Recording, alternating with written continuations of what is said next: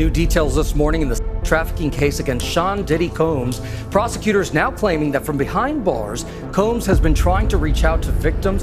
Yeah, they came to Ben Affleck and they said, your wife's on these tapes. So that's something I can confirm to be fact. He said, I asked my partner for an Advil. He handed me the Advil. I woke up 22 days later. Combs is the person who poisoned them and put them in a coma. They like to keep memorabilia from these escapades. And, this is something that's a lot more common than people think amongst elite parts of society. Do you want to know where he is? If you want to know where he is, I'll tell you where he is, but he wants to surrender. He's here to surrender. You're legendary for the parties that you throw. I'm a legend, baby, for a whole bunch of things. Yes. You need locks on the doors.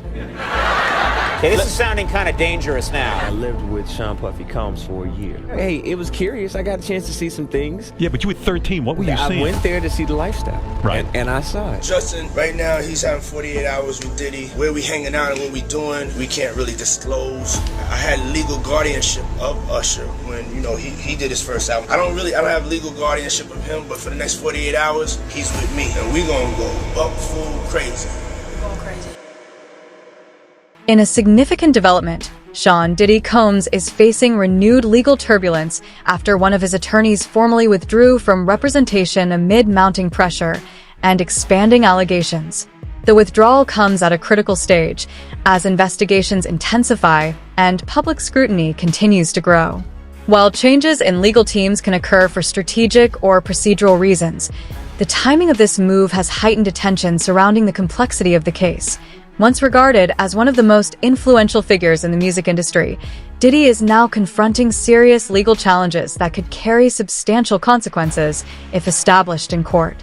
The attorney's departure underscores the high stakes of the proceedings, which are unfolding under sustained media focus. Compounding the situation, a new accuser has reportedly presented claims dating back to 2018, adding another dimension to an already developing legal battle. As the case progresses, attention remains centered on the next steps, both inside the courtroom and in the broader public arena. Tell us a little bit about your client, of what you can. Yes, so she reached out to me a few weeks ago after being referred to me by another attorney who knew I had been doing things about this case and had been sounding the horn on Diddy. I've actually sued him in another lawsuit in 2021 in Miami with Trey Songz. So she called me and told me a very horrific story about her and her escape from the.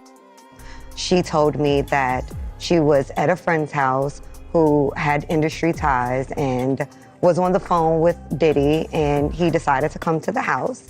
And when he came to the house, everything was fine, that there was another woman there who we've determined to be Christina Coram, KK, who Diddy talks about a lot as his right-hand woman, if you will, and that they were discussing trafficking her. And then that led to her being served a drink where then she started to feel woozy, and then Mr. Combs her with an inanimate object, and then actually directed another gentleman to her while he watched and pleasured himself. So she was able to escape eventually and ran out into the streets yelling and screaming, and a neighbor heard her because this happened in a quiet suburban neighborhood, if you will. So there's a witness? Yes, we have a witness. We also have a police report, and that was made in 2018, that she, when she initially filed the police report, she didn't name Diddy out of fear of retaliation, and more importantly, fear that no one would believe her. We all have stories. Mine is horrific. Why didn't you say something then? Because we just want to live. We want to be happy, and we really want to forget the trauma. Diddy's former backup dancer Tanika Ray speaking out. In the wake of federal home raids, trafficking allegations, and speculation the embattled music mogul could face criminal charges. Since then, I've been like, yep, I have a lot of stories, y'all. Maybe I'll write a book one day. Law enforcement had enough to get the search warrant. They maybe even have enough to get an indictment, and if so, I expect Diddy to be arrested in a matter of days and no more than weeks. So there's that. I have never talked about this publicly. Tanika reacting to this interview from Joy Reid's MSNBC series on Instagram. Culture critic Touré claiming Diddy fired a family member after allegedly refusing his advances. Years later, they finally came out, and this a male, and said that Puff had said, "Come home, stay the night with me, or the internship is over." Oh, yeah. You know, we all have stories. Seriously, we all have stories. Mine is horrific, and only 5 people know it. And I probably will never tell it. Tanika, who's also worked in entertainment journalism, referencing an alleged experience with Diddy from 1996 in her caption, adding, "Nothing that is happening is surprising." And mind you, I then interviewed him many times. And I also am very intimately aware that you tell your truth and you become victimized over and over and over and over and over and over. But it just is so traumatizing that women just want to live every day and feel safe. Can't nobody hold me down.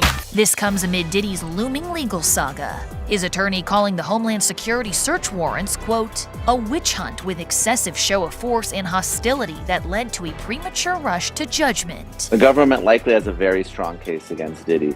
They don't execute these types of search warrants until they have talked to witnesses, have gathered evidence, and they believe they have an ironclad case. Not only that, they had to get a federal judge to sign off on the search warrant. Ultimately, I think Diddy is going to be indicted by a grand jury. If Diddy waives his right to a speedy trial, he could potentially push the case out a year or more. And Diddy has essentially unlimited funds to defend this case, and I expect him to litigate it very aggressively. Back in Tanika's message, she explains why now was the time to share her story, hinting someday she might put pen to paper. And when we revisit and revisit, we live in a state of victimhood, and nobody wants to live there. So for those of you like, why didn't you say something then? Because we just want to live. We want to be happy, and we really want to forget the trauma. So there's that. I know I pissed a lot of people off, including you. Mm-hmm. But this is a full circle moment, everybody. Yes. Get into adult conversation. Yes. Full circle. Yeah. Okay, because I haven't seen you in over 15 years, but I'm not seeing wrinkles. I'm seeing good. I don't, you live a really hectic lifestyle, and I don't understand all the running around, and who are these people that you surround yourself with, and who are these people? Do they violate you? Do you get robbed? What happens? Now, you threw a house party, and I got the footage, okay? Look at this. Now, who has this many people at their house? Puff, or Sean, Diddy, Doody, what do I call you? I think you should call me Puff. You always call me Puff. I do. Yes. Okay. First hurdle jumped. Jesus. I'm not gonna lie, I was nervous to come out here. The controversy surrounding Sean Diddy Combs continues to escalate as additional allegations emerge. Tanya Wallace, who says she attended several of his private gatherings, has come forward with claims she describes as deeply concerning. According to her account, minors were allegedly present at certain events, and she has expressed alarm about what she characterizes as inappropriate circumstances. These assertions have not been proven in court and remain allegations at this stage. Nevertheless, their emergence adds further scrutiny to an already high-profile legal situation. Gatherings once perceived publicly as exclusive and glamorous are now being reassessed through a far more serious lens, as investigators, media outlets, and the public await substantiated evidence and formal legal proceedings. As with any ongoing case, definitive conclusions depend on evidence tested through due process. Until that process unfolds, the matter remains under active legal review and continued public attention. I want to start with Tanya Wallace, who claims she's been at a freak off and said she saw children, and it was hard for her to say it. It was very hard for her to say it, Ashley. So what she said was that she was flown out from LA to Miami by the Saudi prince. And they ended up eventually on Star Island at one of Diddy's parties. She says, among many other things, she goes into detail. She believes she witnessed underage victims at one of Diddy's 2018 parties. I'm looking like, are those midgets? Because it's people over them. Like, it's people trying to hide what they're doing. Adults who are little people, or are you talking about minors? Am I gonna get in trouble?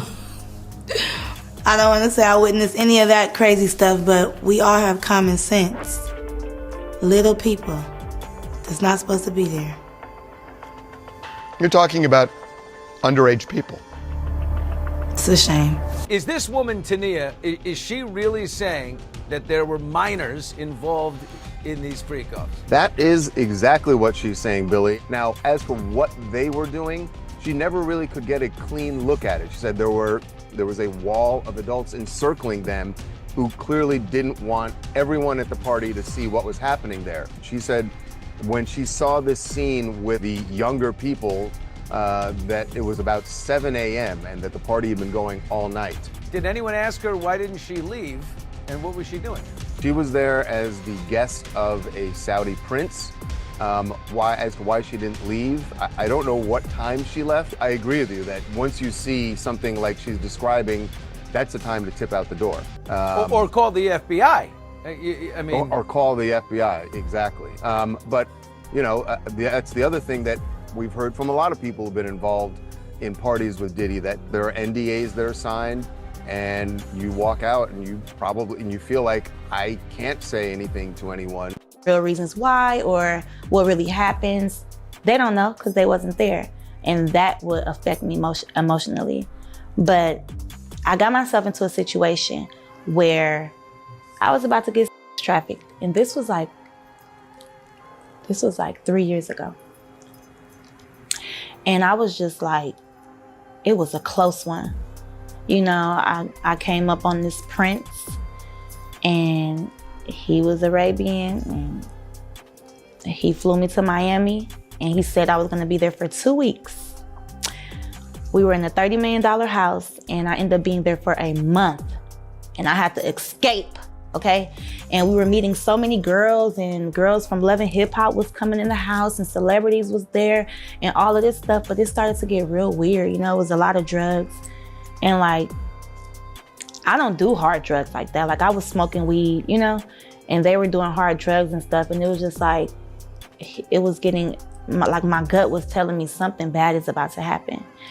But he was trying to like distract us with buying this stuff. We was going shopping and doing all these things. And for some reason, I felt like I'm used to getting, but like this right here, where am I about to be tomorrow? And why are we still here? So then he says, well, we're gonna go to Cuba. So the girls start talking in the house, and they're like, girl, I gotta get back home. And he said that I can't leave. And I'm like, well, what is he gonna do with us? Then, you know, we had went to some celebrity's house, and we ended up at P. Diddy's house. And I just started hearing conversations, and I just got trafficking from it.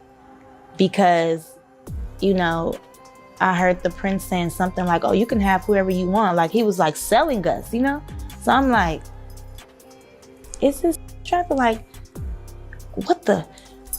And it gave me a whole nother outlook on everything too. And I had to like really like pump my brakes on how I do things. And maybe because a week before that, I had just said like, I want to be in Miami. I want to be around royalty. I want to spend this much amount. And I realized everything that I said that I wanted, it came like the next. Tanya Wallace drew significant online attention following her appearance on No Jumper, where she shared a series of allegations concerning gatherings associated with Sean Diddy Combs. During the interview, Wallace described the events she attended as more troubling than their public image suggested, characterizing them as environments that, in her view, extended beyond conventional celebrity culture. Among her most widely circulated remarks was the claim that members of Diddy's family were present at certain gatherings, a statement that quickly fueled debate across social media. These claims remain allegations and have not been substantiated in court. The situation highlights how rapidly high-profile interviews can influence public perception. Any definitive conclusions, however, will depend on verifiable evidence and formal legal proceedings rather than online reaction. Club Live ended up ending like later than out here, like 4 o'clock. Yeah. We go back to the mansion. We chill for like an hour. Next thing you know, we load it up, like how we always do. We load up and go places, but now we load it up on our way to Star Island. What is that? Star Island, where Diddy lives. Oh. So that's where his freak-offs goes It's on. just like a section of Miami, or it's like an actual island? It's actually, because the street has like a whole bunch of palm trees and stuff like that. Okay. Like, you know, I did TMZ. I just did a documentary for TMZ last week, right? Okay. And it's the, I seen you on the first one. Oh, they're doing a follow-up. Yes, Oh, because I they didn't know have that. more information. So it was the downfall of Diddy. That's true. There's like hundreds of more accusations after the first one. Yeah. Exactly. And so I sat down with Harvey and they basically, I got there because I had footage. So I gave them footage that nobody has. Okay. And so we're on Star Island. I'm in my Snap recording like, oh, Diddy's house is lit, da-da-da. But I haven't gotten there yet. So I'm not knowing as soon as we get to the door that they were gonna lock up our phones in bubble cases. We could hold it, but it's locked up. We can't use it. Right. So I'm like, what the So I walk in. Instantly, one of Diddy's sons, Christian, was like, you, come here. Now I'm walking with the girl that I brought. The other girls are walking behind me, but once we got in the house to the side door, it was a backyard, so everybody split up. And so the vibe is that the pretty girls, dudes will come up to him and kind of like make it clear, like, yo, you're getting invited to the latter tier of this party. Exactly. And they're giving out what, like little sandals? Exactly, that's what they were giving out. So when the son came up to me and said, you come here, or called me over there, I'm like, who, her? He's like, no, you. So I'm thinking like, why not both of us? But okay, whatever. He's like, take these shoes. The shoes, the robe shoes, white terry cloth robe shoes. They're like, oh yeah. And I'm like, what do I do with these? He like, this is how you get in the house. So I just took them, I carried them. And that's when Diddy came, like, just appeared. Now, when somebody walks behind you and rubs the side of you, you already know, like, what the? Yeah. You might as well hold me and pick me up. What was you about to do? Throw me in the pool? But everybody was already skinny dipping. That's nothing. When I walked in, before I seen Diddy, I'm just peeping out everything. House music going like a rave. Do, do, do, do, do. And it's real, real loud. It's 7 o'clock in the morning. People drinking mimosas, eating eggs and bacon in the goddamn pool. But naked though. And just walking around, and waitresses passing around drinks left and right. I was even holding the drink in my hand, and I don't even drink like that. Occasionally, but you know, so when he came up to me, he's like, how are you liking my house? And I'm like, I'm trying not to be starstruck, so I wasn't looking him in his eye. And so I was just having side conversations with him. He's, oh, you know, the prince been telling me a lot about you and da-da-da-da, like, but you need to go inside my house. Enjoy my house. And he's saying little stuff like, what's mine is yours, and all of this stuff or whatever, right? So I tell my friend, like, girl, let me just go up in this house. You know, like, the wants me to go inside. Right. But I don't want to leave you out. So I'll be in there for a few minutes. I'll be right out. Walk up in there. This going on, that going on, a few things going on. So wait, like the main house is the party, and then there's a separate room or a separate section where the freak off is taking place? Separate section where the freak off is taking And place. you can't see this section from the main party? No, because you got to go inside the house. The party is like outside, and the party is inside too, but that's the freak off. Okay. So people that are just outside, they won't know what's going on. And you're talking until about, you walk in. You're saying that Publicly fucking in multiple people. there's just like a couch, and there's Exactly. just some couple dudes fucking a bunch of girls? or? Yeah, and naked, everything. I mean, they not pulling shit to the side, trying to be discreet about it. No, this is like they in the room by themselves, tuning out everybody around them. Such a crazy concept to me because I have so much experience having on camera, but I can't imagine just being at a party and just wanting to have an where like a million other people could see you. It seems like such an obvious thing to be like, let's go in the other room. Right, but you know what? With the music and the drugs and the drink, do they even care? And I was thinking about that. Like if I'm gone off the molly, Gone. I'm talking about gone, like for like sure, a rave. Like I've been to these Hollywood parties.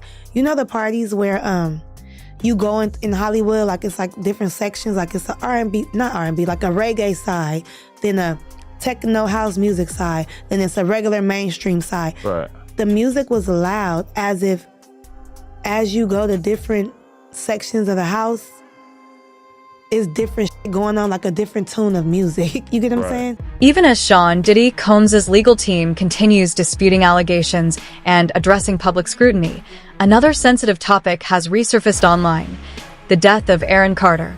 Aaron Carter, who gained fame as a child pop artist in the late 1990s, was found deceased at age 34. Authorities officially ruled his death an accident, citing drowning with contributing factors related to substance use. His passing prompted renewed discussion about the pressures of early fame, mental health struggles, and addiction within the entertainment industry. In recent weeks, social media speculation has attempted to connect Carter's name to broader controversies involving Diddy. However, no verified evidence or official findings have established any direct link between Carter's death and the current allegations surrounding Diddy. These claims circulating online remain unsubstantiated. As public interest grows, it remains essential to distinguish confirmed investigative findings from unverified speculation. Carter's death was formally reviewed and ruled upon by authorities, and additional claims should be approached cautiously unless supported by credible evidence. Following developing news tonight in Lancaster, where pop star Aaron Carter has died at the age of 34. Yeah, the troubled performer grew up in the limelight, but he was in and out of rehab several times in his short life. Chris Wolf is live for us in Lancaster. He's got more on this. Chris? Yeah, Rick, MB, the street is now cleared. People have been moving in and out of that home behind me all day. And tonight we heard from some of those closest to Aaron Carter, and they all say the same thing. They all share stories of a very kind, loving, caring, humble, yet troubled young man.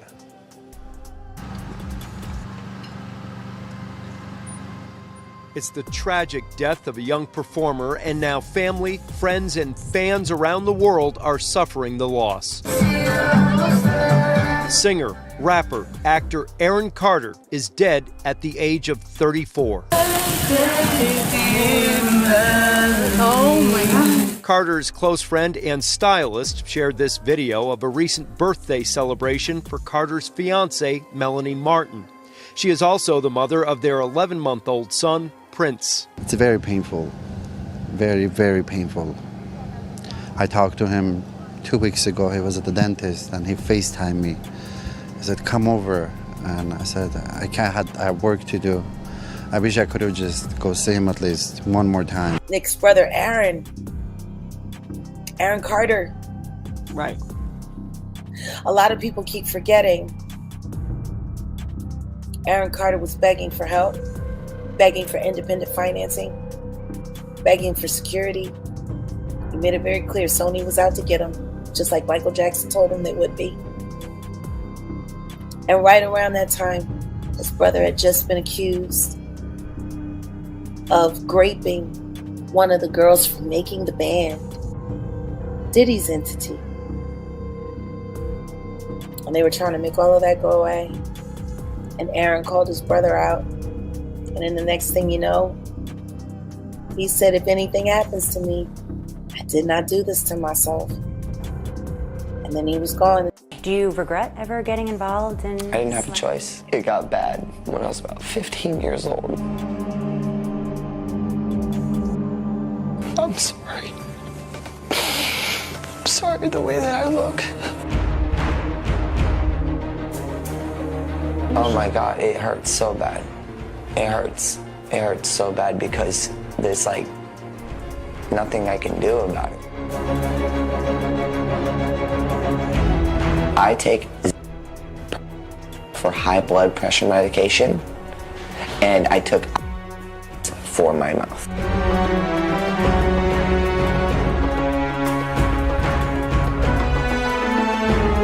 How would you feel every 2 seconds seeing a tweet? You go, oh, look at this. Oh.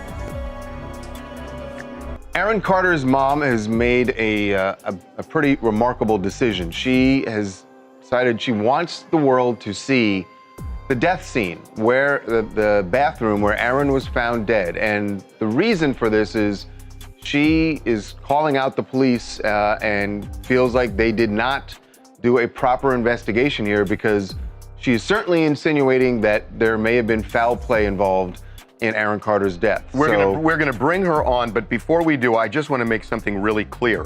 The police have said it was not foul play. They have not identified anybody as a person of interest, a suspect, anything like that. The operating theory is he was huffing and he overdid it and died in the bathtub. So that's the operating theory. She has a different point of view. Right. The photos that she has released show the bathtub. It shows the floor around the bathtub, and there are things that she sees there or doesn't see in these images that that make her suspicious. And she wanted to make sure that Aaron's death remains something that people are talking about. And I think she's insinuating she wants people to put pressure on the police to do a thorough investigation. So joining us now to talk about why she put these out is Jane Carter, Aaron's mom. Jane, welcome to TMZ Live. Thank you so much. So Jane, why don't you walk us through what troubles you about that scene, about the things that you saw in the photograph? And the things that you've heard happened in the house. Oh, well, the first day, I got a call. The first thing, I got a call from my daughter, Angel, and she said that Aaron was found in the pool. So then I found out later that he was found in a tub, and the stories just kind of kept changing. But I was very concerned. Meanwhile, Sean Diddy Combs' once dominant business empire appears to be facing growing pressure as his legal challenges continue. Reports indicate that his requests for bail have been denied multiple times, meaning he could remain in custody while the case proceeds. Bail rulings are typically influenced by considerations such as flight risk, public safety, and the seriousness of the charges, and repeated denials often reflect the court's cautious stance. Inside the courtroom, the legal proceedings have reportedly intensified, with defense attorneys exploring available procedural avenues to secure more favorable terms. At the same time, prosecutors continue advancing their case as investigations and related claims develop. IT remains essential to emphasize that all allegations are subject to due process, and any determination of guilt or innocence rests solely with the court. While the ongoing developments have impacted the public perception of a once highly influential industry figure, the final outcome will depend on evidence presented and evaluated before a judge and jury, not on speculation or media reaction. I talked to you about that breaking news before the break. We are just learning that a judge has denied another one of rapper Sean Diddy Combs' requests to be released on bail. Remember, he's behind bars at the Metropolitan Detention Center in Brooklyn, waiting for his trial to get started next year in May. He's been detained for 2 months on charges of trafficking and racketeering, which he's pled not guilty to. Chloe Malas is following this for us. We were waiting for this decision. We got it in now. What do we know? All right. Well, it's 5 pages, and the takeaway here is that the judge is saying that no condition or combination of conditions will reasonably assure the safety of the community. And that was what New York prosecutors were saying. I was in court twice last week, and I listened to these prosecutors say that he was a danger to the community. And they showed that video, that surveillance video of him from 2016, brutally beating his then girlfriend, Cassie Ventura, saying that he has a propensity to violence, and that alone is a reason why we cannot agree to the proposed bail package. Now, his team had offered $50 million, a home of his in Miami as collateral, and they said that he would live in an apartment on Manhattan's Upper East Side, monitored by 24-hour security, that he would only talk to his attorneys, that he would only have, certain family members on a pre-approved list, and that, he would actually be under stricter conditions than he is at the jail in Brooklyn. But clearly, this is the third time. Yeah. This judge not buying it. What was Diddy like in court? You were there twice last week. What was his demeanor like? I mean, he was smiling on Friday, turned around and looked at his children. All of his children were there except for his infant child. His mother was there.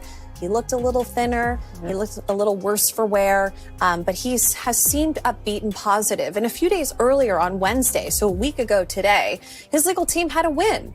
because his team was able to say that New York prosecutors wrongly obtained 16 pages of notes from his jail cell during a routine sweep, that it had his defense strategy, it had witnesses that they planned to call at the criminal trial in May, and the judge agreed that those should have been protected under attorney-client privilege. So there was a feeling today among reporter friends of mine and people in the building here that, maybe there's a chance that the judge, given he's taking several days to think about this, he asked for both sides to write a letter, that he might release him. But this is the third time. His team, we're waiting for a response from them, from his legal team. They could appeal again. But we were talking to Danny Savalos earlier, and he said, they would have to propose something new and different to potentially be successful for a fourth attempt.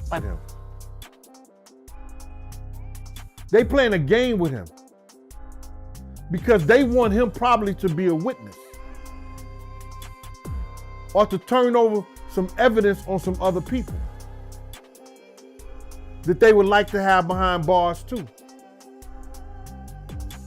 And you got to realize this. For him to do that, and if he does that, his life is more in danger outside of jail than it is in. Because they can't do the same, they can't do the same Epstein move again. They can't do the same Epstein. My friend told me that they put up so many cameras after that Epstein stuff, they can't do that move again. Whether allegedly he did it to himself or somebody else did it to him, we don't know. Whether he's on a private island or he's in the grave, do we really know? The whole thing about it is that he may be safer in jail if people are making his beds and he telling people to smile. He may be safer in jail than he is out. Man, I don't know. I thought he would have it hard, man, because since that was Brooklyn, and Brooklyn always stands up, and a lot of dudes from Brooklyn think that he led big to his death. You understand? And by him being housed in Brooklyn, I thought that it would be real difficult for him. But, money talks, bullshit walks. You're gonna hear about my party, they're gonna be shutting them down, they're gonna probably be arresting me, doing all types of crazy things just because we wanna have a good time.